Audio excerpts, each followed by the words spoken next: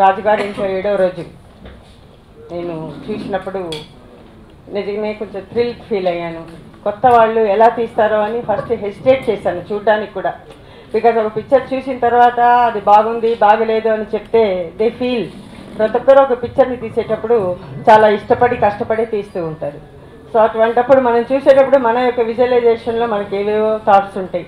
కాబట్టి అసలు ఫస్ట్ నేను చూడనని చెప్పాను. కానీ తర్వాత భరత్ గారు, డైరెక్టర్ గారు, విజయ్ గారు వాళ్ళు వచ్చి మేడం ఒకసారి చూడండి అంటే చూశాను. చూసిన తర్వాత మీరు నమ్ముతారో నమ్మరో ది ఎండ్ చూసిన తర్వాత కాసేపు అలా కూర్చున్నాను అనమాట. ఏంటి ఇలా ఎండ్ చేశాడే డైరెక్టర్ని అప్పుడే అడిగాను నేను, ఏంటి ఇలా ఎండ్ చేసావు అని. అందరూ ఇలా మాట్లాడుకోవాలి అనేసి ఎండ్ చేశాను మేడం నేను. ఎందుకంటే కథ మొత్తం జరిగేటప్పుడు దెయ్యాలు ఉన్నాయా లేవా అనే ఒక జిజ్ఞాసలోనే కథని నడుపుతూ వెళ్తాడు. దెయ్యాలు ఉన్నాయి, లేదు లేదు ఉన్నాయి, ఇలా చెప్తూ వస్తూ ఉంటాడు. లాస్ట్లో మాత్రం మీతో చెప్పను, ఏదో ఒకటి చేసి చాలా సర్ప్రైజ్ ఇచ్చాడు.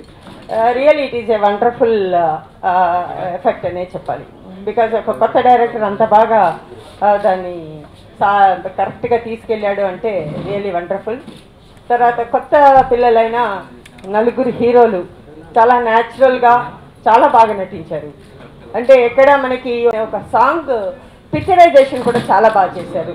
ప్లస్ ఇంకొక సాంగ్ ఒక అమ్మాయితోటి, దట్ ఈజ్ ఆల్సో బిందు, తను చేసిన సాంగ్ కూడా చాలా బాగుంది. సో ఇట్లా ఈ సినిమాలో ప్రతి ఒక్కటి సంథింగ్ అట్రాక్షన్ అనిపించింది నాకు. దేర్ఫోర్ ఈ చిత్రాన్ని ఎట్లయినా మంచిగా ప్రమోట్ చేసి, బికాస్ ఒక చిత్రం చిన్నది పెద్దది అని మనం రిలీజ్ తర్వాతనే చెప్పాలి. బికాస్ ఆ చిత్రాన్ని ప్రజలు ఎంత ఆదరిస్తారనే దాని మీదనే అది పెద్ద చిత్రమా చిన్న చిత్రమా అని ఆధారపడి ఉంది. అది మీ అందరికి కూడా బాగా తెలుసు. ఈ చిత్రం డెఫినెట్గా చాలా మంచి చిత్రం అవుతుంది. బికాస్ మీకు ఎక్కడ ఒక్క నిమిషం కూడా ఒక విధమైన బోర్ అనిపించదు. And it is a very wonderful. దెయ్యాల పిక్చర్లు ఈ మధ్యలో చాలా బాగా వెళ్తున్నాయి. సో అలాగే ఈ చిత్రం కూడా డెఫినెట్గా చాలా బాగా వెళ్తుందని ఆడుతుందని నా నమ్మకం. ప్లస్ ఈ చిత్రంలో పేరు రాజుగారి ఇంట్లో 7వ రోజు చాలా ప్లస్ పాయింట్. రోజు ఈ నెల 26వ తేదీ రిలీజ్ చేద్దామని అనుకుంటున్నాము.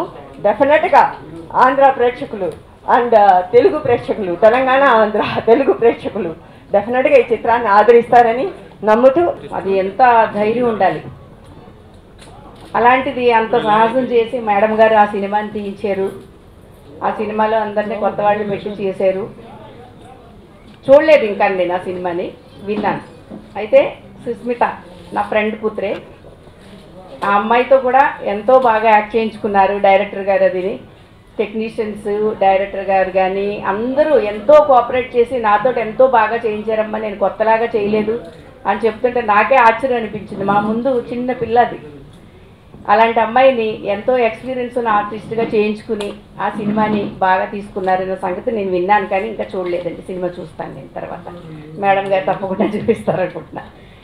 అయితే ఇంత సాహసం చేసి ధైర్యంతో మేడం గారు కొత్త వాళ్ళతో సినిమా తీస్తున్నారు అని అంటే, కొంతమంది ఏం చేస్తారంటే అసలు కొత్త వాళ్ళతో సినిమా దాంట్లో కొత్త పాత కలిపితే బాగుండేమో, లేకపోతే కథ ఎలా ఉంటే బాగుండేమో అనుకుంటారు. అలాంటి ఆలోచనలు లేకుండా ఇప్పుడు జనాలకి, ఇప్పుడు ట్రెండ్కి ఎలాంటి పద్ధతిలో తీస్తే నచ్చుతుందో ఆ పద్ధతిలో తీసి స్టార్టింగ్ నుంచి ఎండింగ్ వరకు మా సినిమా గురించి ఎన్నో విధాలుగా ఆలోచించి ఎలా మనము ఏ జనాలకి ఏ విధంగా వెళ్ళాలి అని ప్రతి ఒక్క విషయం మాకు దగ్గరుండి సినిమాను ముందుకు నడిపిస్తున్న ఎస్వీఆర్ మీడియా శోభా మేడం గారికి, జయన్ సార్ గారికి నేను ఎప్పుడూ రుణపడి ఉంటాను. Thank you madam, thank you very much.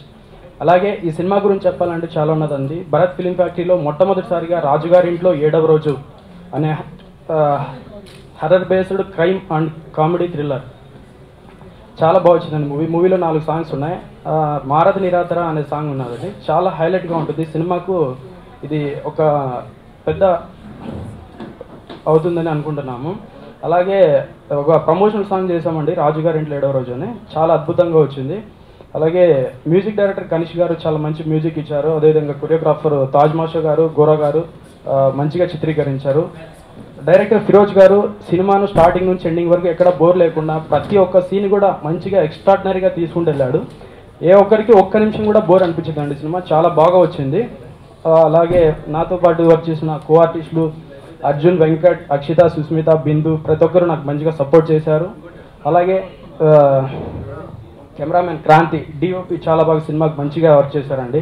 ప్రతి ఒక్కరి సపోర్ట్తో నేను ఈ సినిమా చేయగలిగాను. At the same time cinema మంచిగా సక్సెస్ అవుతుందని మనస్ఫూర్తిగా కోరుకుంటున్నాను. మీ అందరి సపోర్ట్ ఉంటే మా సినిమా ఖచ్చితంగా పెద్ద హిట్ అవుతుందని నేను అనుకుంటున్నానండి.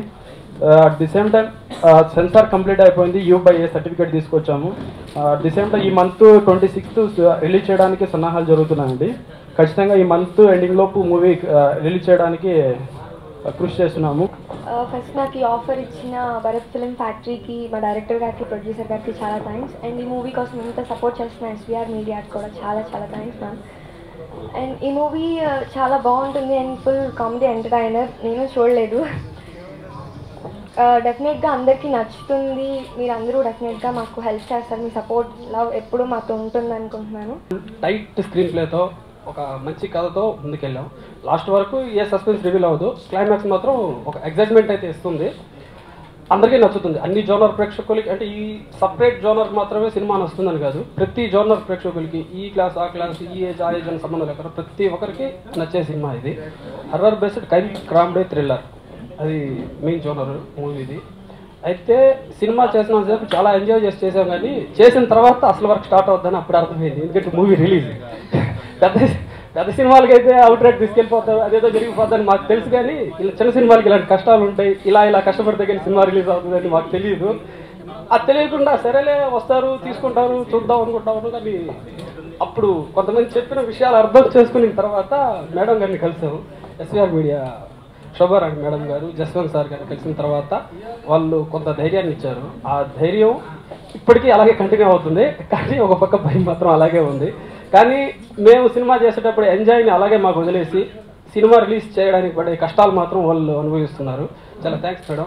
అయితే థ్యాంక్స్ అనే ఒక చిన్న మాటతో మాత్రం చెప్పలేను. నా జన్మంతా రుణపడి ఉన్నా కానీ వాళ్ళకి ఎటువంటి థ్యాంక్స్ చెప్పలేను. ఎందుకంటే నాకు జన్మనిచ్చిన మా అమ్మ అయితే ఇండస్ట్రీ పరంగా సినిమా రిలీజ్ అయితే నేను డైరెక్టర్గా ప్రేక్షకులందరికీ తెలుస్తాను. ఆ జన్మనిస్తున్నది మాత్రం శోభారాణి మేడం, జస్వంత్ సార్ గారు. చాలా థ్యాంక్స్ మేడం.